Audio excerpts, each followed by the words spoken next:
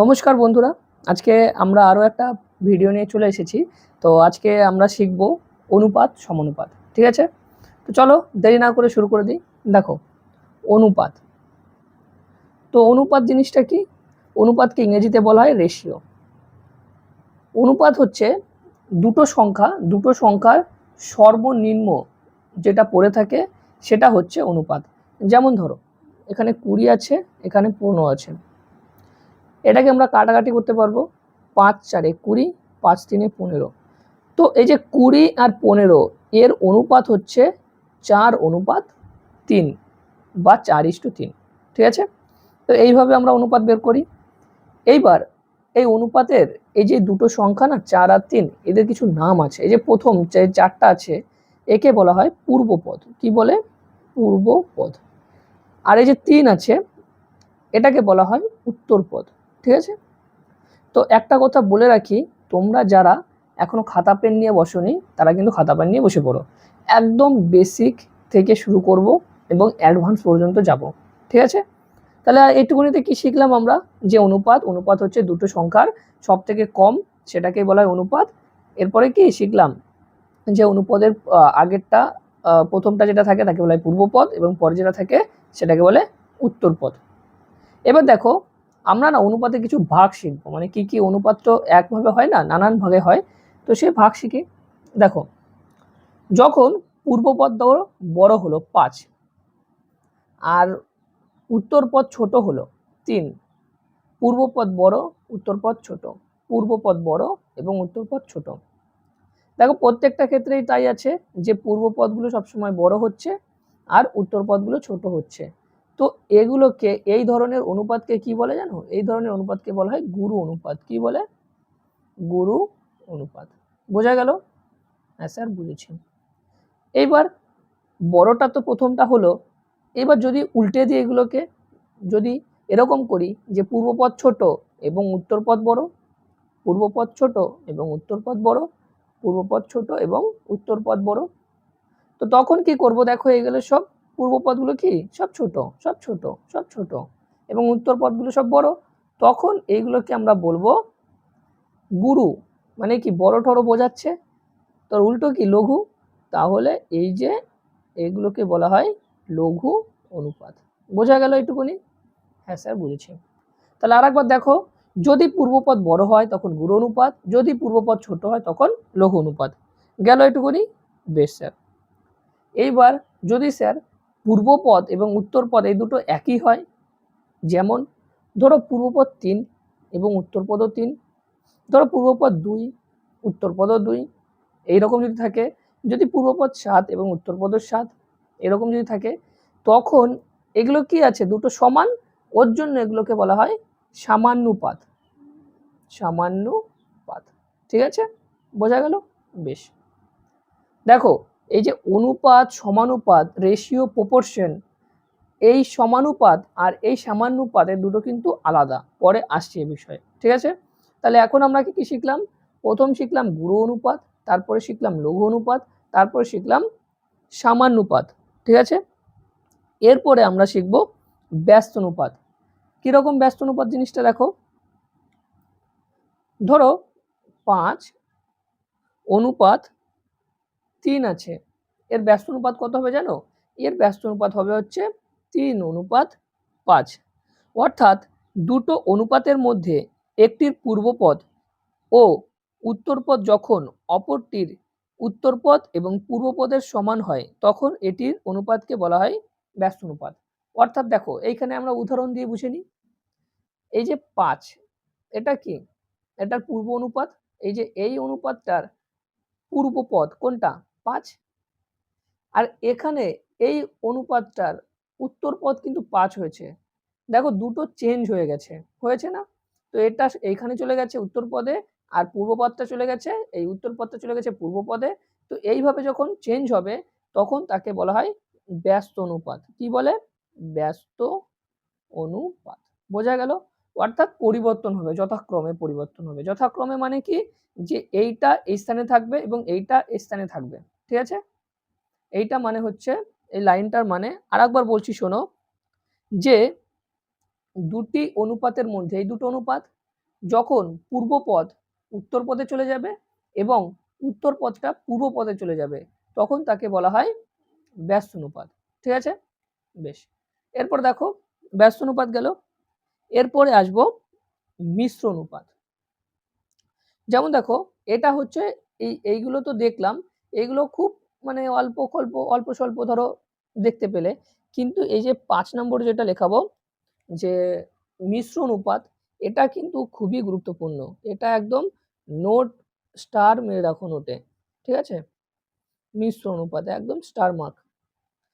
তো কিরকম দেখো, ধরো এরকম আছে a is to b, তারপরে ধরো c is to d, তারপরে ধরো e is to f, এরকম আছে ধরো, ঠিক আছে? এইগুলোর এই যে তিনটে অনুপাত, এই তিনটে অনুপাতের যদি মিশ্র অনুপাত বের করতে হয় তখন আমরা কি করব? দেখো মিশ্র অনুপাতের জন্য সব পূর্বপদের গুণফল করতে হবে। এই যে পূর্বপদগুলো যে কটা আছে এ কটার গুণ করে দিতে হবে, a into C into E, অনুপাত কি করতে হবে, উত্তর পদগুলোর গুণফল d into B into F. দেখো ডি আর বি একটু আগে পরে লিখে দিয়েছি, অসুবিধা হবে না, ঠিক আছে? দেখো তাহলে কি হলো মিশ্র অনুপাত, যে যদি দুই বা ততোধিক, এখানে যদি দুটো অনুপাত দিত এরকম ধরো a is to b আর একটা ধরো c is to d দিত, তখন এই দুটোর মিশ্র অনুপাত কি হতো, তখন হতো a গুণ c অনুপাত b গুণ d। এখান থেকে একটা কথাই মাথায় রাখতে হবে যে যদি মিশ্র অনুপাত বলে তখন পূর্বপদগুলোর গুণফল একদিকে থাকবে আর উত্তর পদগুলোর গুণফল একদিকে থাকবে, তারপরে যে অনুপাতটা এরকম বেরোবে তাকেই বলা হবে মিশ্র অনুপাত। ঠিক আছে, এই যে বোঝা গেল, এইভাবে দেখো দেখিয়ে দিয়েছি। এরপরে কি আসবে, এরপরে আসবে হচ্ছে দ্বিগুণানুপাত। দ্বিগুণানুপাতটা কিরকম দেখো, ভালো করে দেখো, দ্বিগুণানুপাত।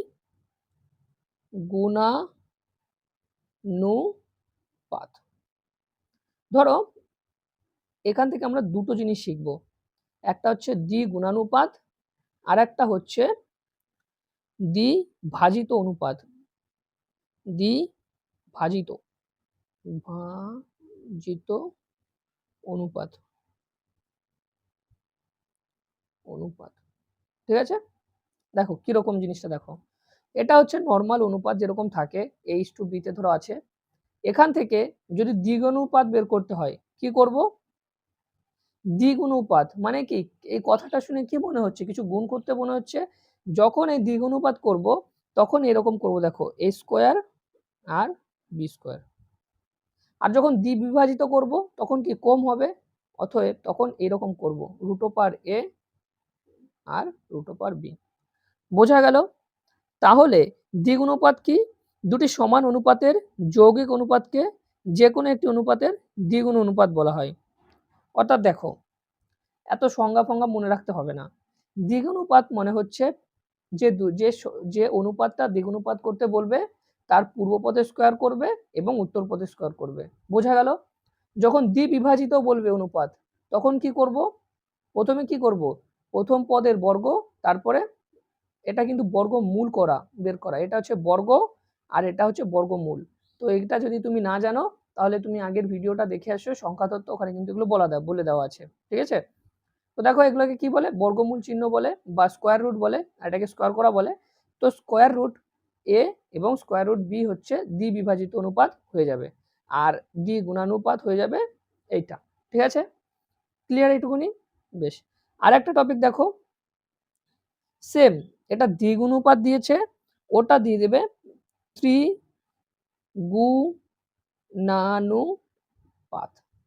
ঠিক আছে, বা ত্রিভাজিত অনুপাত, ত্রিভাজিত অনুপাত, একই ব্যাপার, কোনো কিছু চেঞ্জ নেই, শুধুমাত্র ধরো h/b এটা নর্মাল অনুপাত, ত্রিগুণানুপাত মানে কি a কিউব করে দাও আর এদিকে b কিউব করে দাও, হয়ে গেল।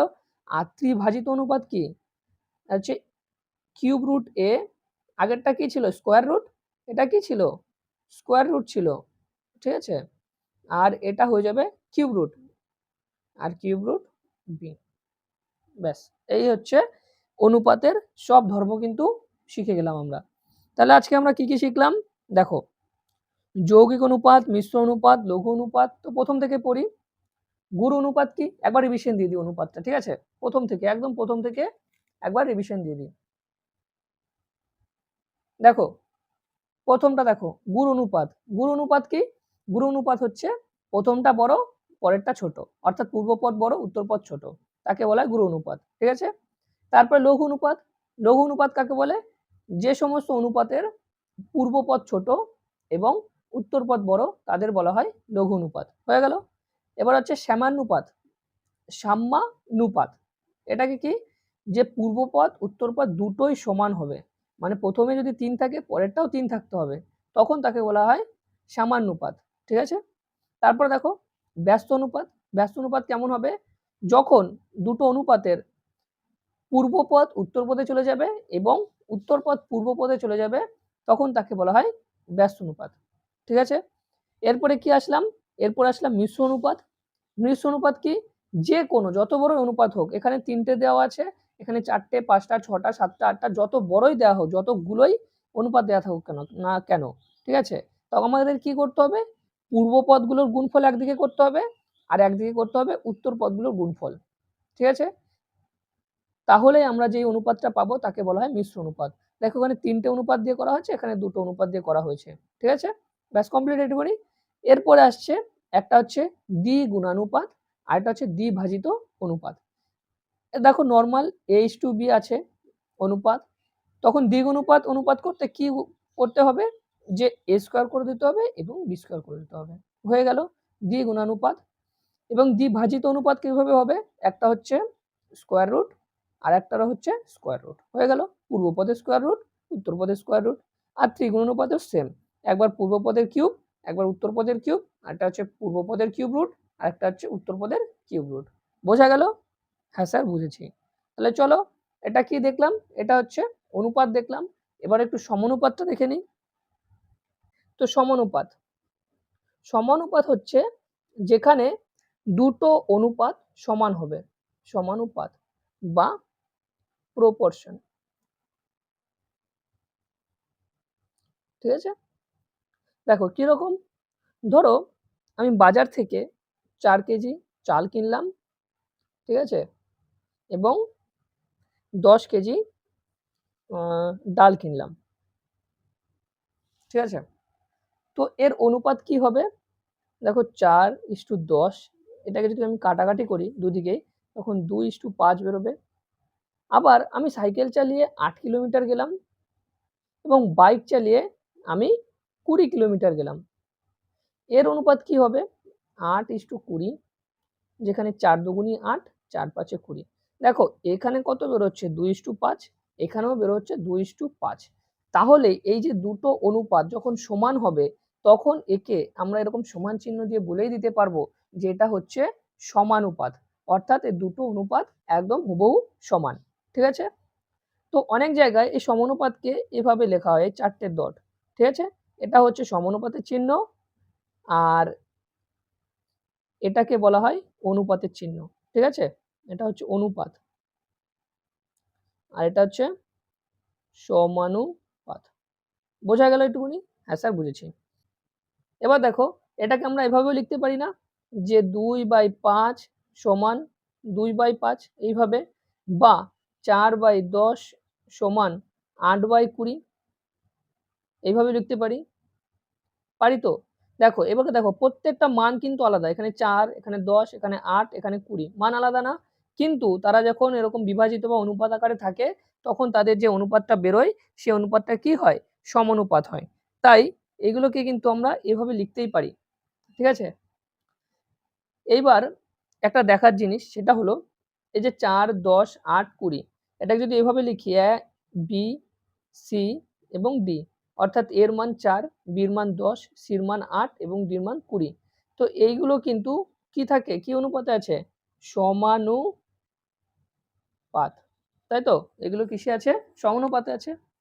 এইবার একটা জিনিস দেখো, এই যে সমানুপাতে আছে, এইগুলো তো আমরা এভাবে লিখলাম। এখানে যদি এরকম লিখি 4, 10, 8, 20, এরা কিন্তু সমানুপাত, ঠিক আছে? এটুকুনি ক্লিয়ার? এটুকুনি ক্লিয়ার। এবার দেখো 2, 4 এবং 6, 8, বলো তো এইগুলো সমানুপাতে আছে কিনা? কিভাবে বুঝবো?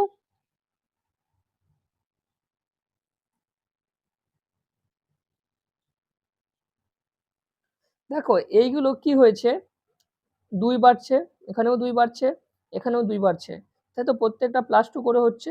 এটা কি সমানুপাতি? এটা কিন্তু সমানুপাতি নয়, এটা কিন্তু সমানুপাতি হবে না। ঠিক আছে? কেন হবে না? কারণ এদের যে রেশিও, এরা রেশিও কিন্তু এক নয়। যেমন দেখো এই যে 2 আর 4 যদি নিই, এদের রেশিও কত হবে? 1:2। আর 6 আর যদি 8 নিই, 2 3 এ 6, 2 4 এ 8, এখানে কত হবে? 3:4। এটা কি সমান অনুপাতে আছে? নেই, তাহলে এভাবে হবে না। কিন্তু এটাকে আমরা যদি এভাবে লিখতাম 2, 4, 4 দুগুণী 8, 8 দুগুণী 16, অর্থাৎ 2 দিয়ে গুণ করে করে যেতাম, তখন কিন্তু এইখানে আমরা এই যে 2, 4, 8, 16 এভাবে কিন্তু আমরা সমানুপাত বলতে পারবো, কারণ এগুলো গুণ আকারে আছে। তাহলে গুণ আকারে এরকম 2 এর যত গুণিতক নেব তারা সবকটা সমান অনুপাতে থাকবে। আর এই যে এরকম বেড়েই যাবে, এরকম পরপর সমান হতে থাকবে, একে বলা হয় ক্রমিক। হয়তো ক্রম অনুসারে যাচ্ছে, তো ক্রম অনুসারে যাচ্ছে, তাকে বলা হয় ক্রমিক সমানুপাত। ঠিক আছে? ক্রমিক সমানুপাত। এবার দেখো এই যে এইখানে বা এইখানেও নিতে পারো, এই উদাহরণটাকেও নিতে পারো। ঠিক আছে? এই উদাহরণটাই নিচ্ছি আমরা। এই যে 4 এবং 20, এটা কি আছে? দুটো প্রান্তে আছে না? এই দুটো প্রান্তে আছে বলে একে বলা হয়, দুটোকে বলা হয় প্রান্তীয় পদ। কি বলে? প্রান্তীয় পদ। তাহলে প্রান্তীয় পদ কোনটা? এই যে 4টা এবং এই যে 20, আর এবং 10 আর 8, এই যে মাঝখানে যে দুটো আছে এইগুলোকে বলা হয় মধ্যক। কি বলে? মধ্যক। ঠিক আছে? বা মিনস বলে এই দুটোকে। দ্বিতীয় তৃতীয়কে বলা হয় মিনস। বোঝা গেল একটুখানি? হ্যাঁ স্যার বুঝেছি। এবার দেখো এই যে ক্রমিক সমানুপাত 2, 4, 8, 16, এটাকে আমি যদি একটু এরকম ছোট করে লিখি, 2, 4, 8 যদি লিখি, লিখতে পারবো? হ্যাঁ স্যার লিখতে পারবো। এর তৃতীয় পদ কোনটা? এর তৃতীয় পদ কিন্তু 8। 3 নম্বরে যেটা থাকবে এর তৃতীয় পদ হচ্ছে 8। ঠিক আছে? এবার যদি বলে এর মধ্যক কোনটা? এর মধ্যক কিন্তু 4। 4 হচ্ছে মধ্যক। ঠিক আছে? বোঝা গেল একটুখানি?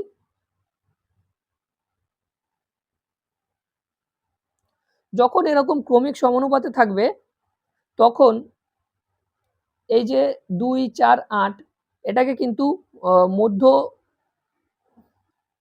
সরি একটু ভুল বলে ফেললাম, এটা তৃতীয় পদ না, এটা হবে তৃতীয় সমানুপাতি। তাহলে এই যে ক্রমিক সমানুপাতির, ঠিক আছে, সমানুপাতি, ঠিক আছে, এই যে তিনটে, এই তিনটের মধ্যে এই যে 3 নম্বর যেটা থাকবে তাকে বলা হয় তৃতীয় সমানুপাতি, এবং মাঝখানে যেটা থাকবে সেটাকে বলা হয় মধ্য সমানুপাতি। মধ্য সমানুপাতি। বোঝা গেল? তাহলে দেখো একটু ডিটেলসে দেখে নিই, প্রথম থেকে রিভিশন দিয়ে নিই। সমানুপাত কি? মানে দুটো অনুপাত যা সমান হবে সেটাই হচ্ছে সমানুপাত। ঠিক আছে? এই যে সমানুপাতের চিহ্ন গেল। এরপরে কি? যখন এরকম পরপর 2 দ্বারা গুণ করা হবে বা 3 দ্বারা গুণ করা হবে, এটা তো 2 এর, এটা যে 3, 3 থেকে 9, 3 9 27, তাই তো? তাহলে 3 27 কত হবে? 81। তো এইভাবে যখন বাড়বে তখন তাকে বলা হয় ক্রমিক সমানুপাত। এবার এই ক্রমিক সমানুপাতের যখন হবে, যদি এই 3টে নিই, তখন এই 3 নম্বরটাকে বলা হয়, কি বলা হয়? তৃতীয় সমানুপাত। 4 নম্বরটাকে বলা হয় চতুর্থ সমানুপাত। ঠিক আছে? আর দ্বিতীয়টাকে বলা হয়, ধরো যদি এরকম 3টে নিই, 3টের মধ্যে যেটা মাঝখানে থাকবে সেগুলোকে কি বলে? মধ্য সমানুপাতি। 3টের মধ্যে যেটা সবার শেষে থাকবে তাকে কি বলে? তৃতীয় সমানুপাতি। যদি 4টে নিই, 4টের মধ্যে প্রথম এবং শেষটাকে কি বলা হয়? প্রান্তীয় পদ, এবং মাঝখানে দুটোকে বলা হয় মধ্যক। ঠিক আছে? বোঝা গেল? হ্যাঁ স্যার বুঝেছি। এবারে শেষটাকে বলা হয় চতুর্থ সমানুপাতি, এটাকে তৃতীয় সমানুপাতি বলা হবে। ঠিক আছে? আর যখন 3টে নেব তখন এই প্রথম আর তৃতীয়, এই 3টের মাঝখানে যেটা থাকে তাকে বলা হয় মধ্য সমানুপাতি। এইটুকুনি ক্লিয়ার? হ্যাঁ স্যার ক্লিয়ার। এইগুলোর অঙ্ক করার সময় এটা এখন জটিল লাগলেও যখন অঙ্ক করব তখন কিন্তু খুব সোজা লাগবে। ঠিক আছে? চলো আর একটা নিয়ম দেখব, সেটা হলো যোগভাগ প্রক্রিয়া। যোগভাগ প্রক্রিয়াটা কি এই সাইডে দেখে নাও। যখন দুটো অনুপাত ধরো দিল এ বি সমান সিডি, অর্থাৎ এ আর বি আর সি আর ডি এই দুটো হচ্ছে সমান অনুপাতে থাকবে, তখন আমরা এই রকম করতে পারবো। কি রকম? দেখো, এটাকে কিন্তু আমরা এভাবেও লিখতে পারবো। পারবো? হ্যাঁ স্যার পারবো। এটাকে বলে লব, এটাকে বলে হর, আর যখন অনুপাতে থাকবে তখন এটাকে বলে পূর্বপদ, এটাকে বলে উত্তরপদ। কিরকম হবে দেখো, এ যোগ বি আর এ বিয়োগ বি, এই সূত্রটাকে মুখস্থ করে রাখবে, এটা কিন্তু পরে কাজে লাগবে। সি যোগ ডি আর সি বিয়োগ ডি, এই যে সূত্র, এই সূত্রটাকে বলা হয় যোগভাগ প্রক্রিয়া। কি বলে? যোগভাগ প্রক্রিয়া। এই সূত্রটা পরে কিন্তু কাজে লাগবে, এটা কিন্তু মাথায় রাখবে। তো কি করলাম, যোগভাগ প্রক্রিয়াটা কেমন? প্রথমে কি লব আর হরে যা থাকবে যোগ করব, তারপরে লবকে হর দিয়ে বিয়োগ করে দেবো। ঠিক আছে, লব আর হর যোগ করব, লবকে হর দিয়ে বিয়োগ করে দেবো। তো যেটা থাকবে সেটা এই সূত্রটাকে বলা হয় কি? যোগভাগ প্রক্রিয়া। ঠিক আছে, ব্যাস। অনুপাত এবং সমানুপাতের সব ধরনের নিয়ম কিন্তু আমরা জেনে নিয়েছি।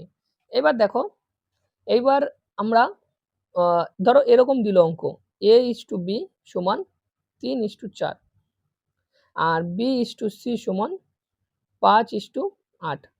তো এইখান থেকে এরকম দেবে a/b/c এর অনুপাত কত, তখন আমরা কি করে বের করব?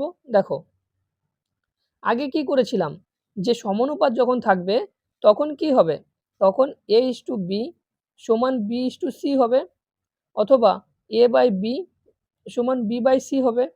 এটাই তো আছে, এটাই আছে। তো এইখানে আগে কনসেপ্টটা বুঝি। ঠিক আছে, ধরো এখানে a/b কত আছে? 3/4, আর b/c কত আছে? 5/8। তাহলে এটাকে কি কি আছে? 3/4 এবং 5/8। প্রথমে কনসেপ্ট দেখো, এখানে কি আছে? b, এখানে কি আছে? b।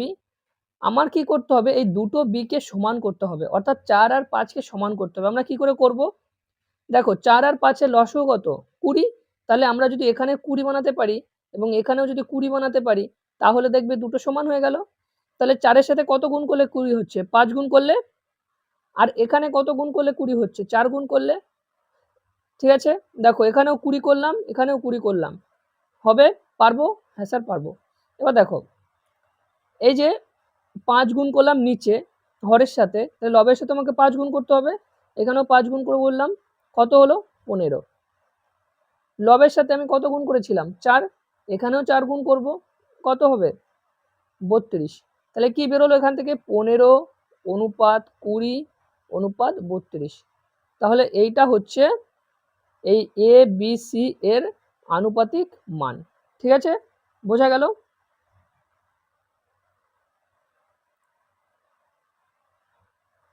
এবার দেখো শর্ট ট্রিকটা দেখে নাও। এখান থেকে ধরো এ বি 3:4 আছে এবং বি সি এইরকম প্রথমে লিখবে এ বি সি। পারবো? হ্যাঁ স্যার পারবো। এ বির মান কত? 3:4, 3:4 লিখে দিলাম। বিসির মান কত? 5:8, এখানে 5:8 লিখে দিলাম। হয়ে গেল। কোনো সংখ্যা নেই, ফাঁকা ঘর, এখানে একটা ফাঁকা ঘর, এখানে একটা ফাঁকা ঘর। এর আগে কি আছে? 4 বসিয়ে দাও। এর আগে কি আছে? 5 পরে বসিয়ে দাও। এর পাশাপাশি যা সংখ্যা থাকবে সেটা রিপিট হবে। এবার সোজাসুজি গুণ করে দেবে, 15 20 32। দেখো এই দুটোও কিন্তু 1 এলো, এই যে এই দুটো মান কিন্তু 1 এলো। ঠিক আছে, আমরা কিন্তু এই শর্টকাটটাকে ফলো করব। এটা অনেক বড় প্রসেস, এটা করার কোনো দরকার নেই। ঠিক আছে, সবসময় এই শর্টকাটটা ফলো করব। শর্টকাট না, এটা হচ্ছে একই কনসেপ্ট। ঠিক আছে,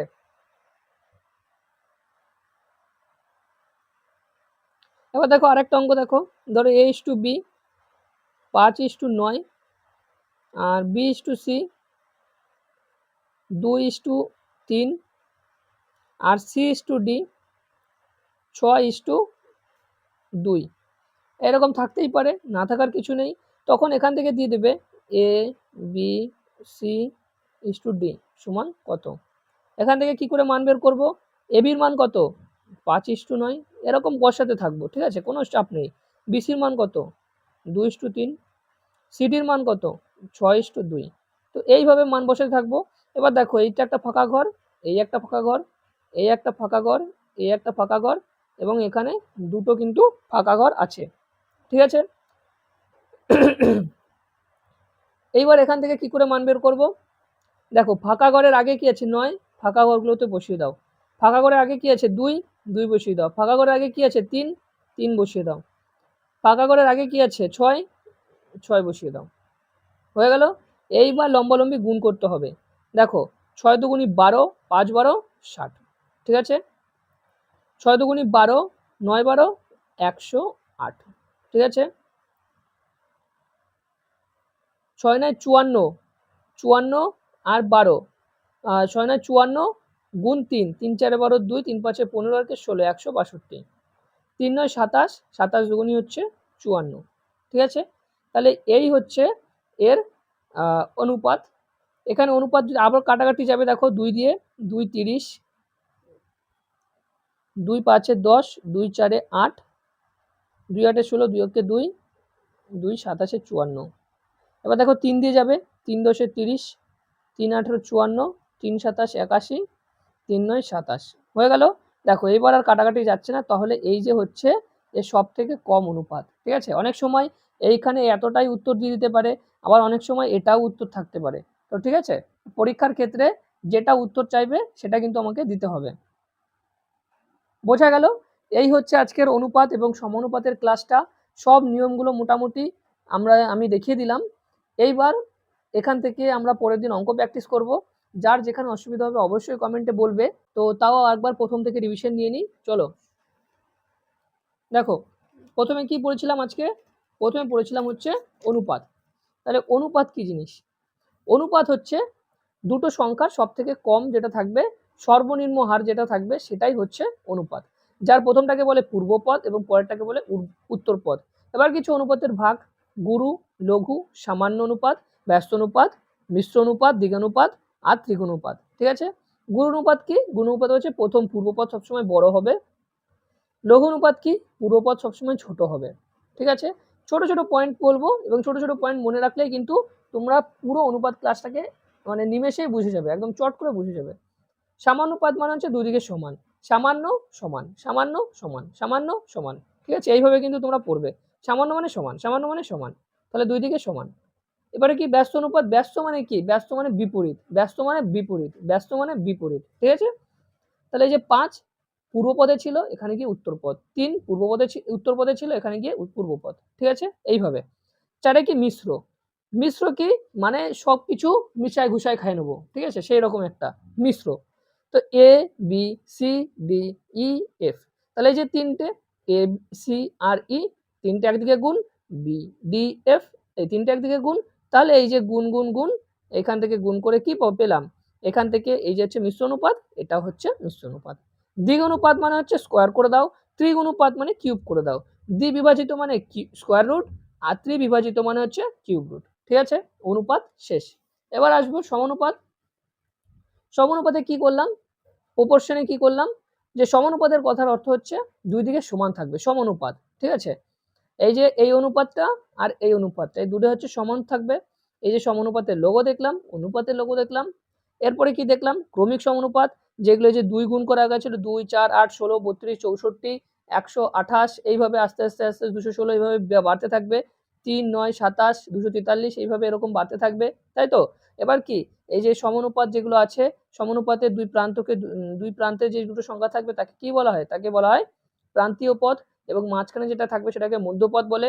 আর ক্রমিক সমানুপাতির যদি এরকম 4টে থাকে, লাস্টে গেছে চতুর্থ সমানুপাতি, এটাকে বলে তৃতীয় সমানুপাতি। আর যদি এরকম তিনটে থাকে, তখন এই যে তৃতীয় সমানুপাতি এবং এই মাঝখানে যেটা থাকবে সেটা হচ্ছে মধ্য সমানুপাতি। তো এখানে একটা জিনিস মিস হয়ে গেছে, সেটা দেখো বের করতে শিখিয়ে দিচ্ছি। ধরো a:b আছে আর c আছে, এরকম না, হ্যাঁ ধরো a:b:c আছে, বললো এর এই চতুর্থ অনুপাত হচ্ছে x, এই x এর মান বের করো। কি করে বের করবে? দেখো ধরো এর মান 3, বির মান 4 আর সির মান 5, তাহলে x এর মান কত হবে? x এর মান কত হবে? কিরকম করব? এই যে মাঝখানে এটা ধরো সমানুপাত থাকবে, অতএব 3/4 সমান 5/x এইরকম থাকবে। এইবারে এক্স এর মান কি, আমি গুণ কোনাকুনি কি হয়, এইভাবে গুণ হয়, তাহলে এখানে 3x চলে যাবে, এখানে 4 5 20 চলে যাবে, তাহলে এখান থেকে x এর মান কি পাবো 20/3। তাহলে এই 20/3 হচ্ছে এইখানে বসবে। ঠিক আছে, তাহলে এইটা হচ্ছে টোটালটা সমানুপাত হবে। ঠিক আছে, তো অঙ্ক করতে করতে আমরা এগুলো পেয়ে যাব, অসুবিধা আমাদের হবে না। তো দেখো এইখানে একটা বাকি পড়েছিল যোগভাগ প্রক্রিয়া, সেটা হচ্ছে এই যে a/b পূর্বপদ উত্তরপদের যোগফল আর পূর্বপদ উত্তরপদের বিয়োগফল, পূর্বপদের উত্তরপদের যোগফল, পূর্বপদ উত্তরপদের বিয়োগফল।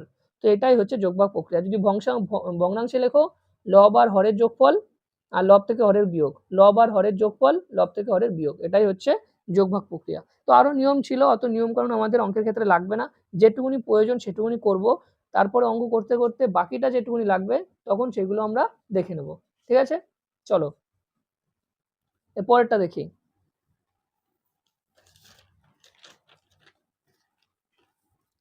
এরপর দেখো এই যে সমানুপাত বের করার এই যে ছোট ট্রিক্স, এই যে a/b 3:4 5:8 b/c মান।